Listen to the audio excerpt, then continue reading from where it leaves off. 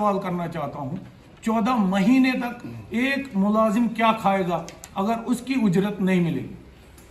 ये एक उनसे तो काम लिया जा रहा है संडे को भी, हॉलीडे को भी, लेकिन उनको उसकी सैलरी जो हम 2.5 डेज सैलरी लेते हैं तो मन मर्जी होती है, एक्जन की, ऐसी की।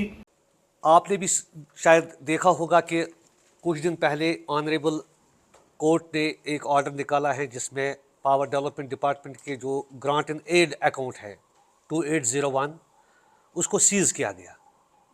सीज़ क्यों किया गया, कैसे हुआ, तो उस पर अगर हम बात विस्तार से करेंगे तो उस पर बहुत ज़्यादा टाइम लगेगा। ब्रीफली हम ये कहेंगे कि बदकिस्मती से जब से कॉरपोरेशन वजूद में आई तो इस डिपार्टमेंट को अनबंडल किया गया।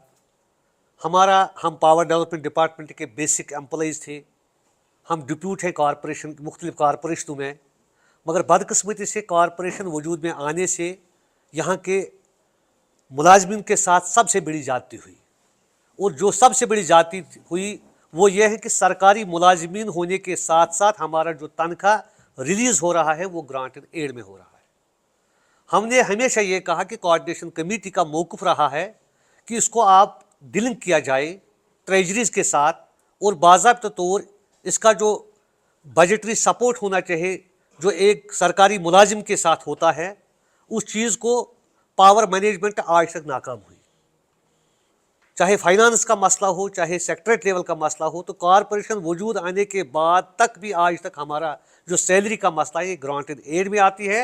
और जिसके मतलब बदौलत हमें ये क्या मिल रहा है, अगर किसी कंट्रैक्टर को भी कोई बिल पेंडिंग रही तो वो कोर्ट में जाकर अपील करके यहाँ के मुलाजिम का तनख्वाह बंद करवा रहा है। हमारे सीनियरिटी लिस्ट वहाँ डोल चाट रहे हैं, हमारी वैकेंसी की लिस्ट डोल चाट रहे हैं, और हम जब बात करते हैं तो कहते हैं कि ये कत्ल है।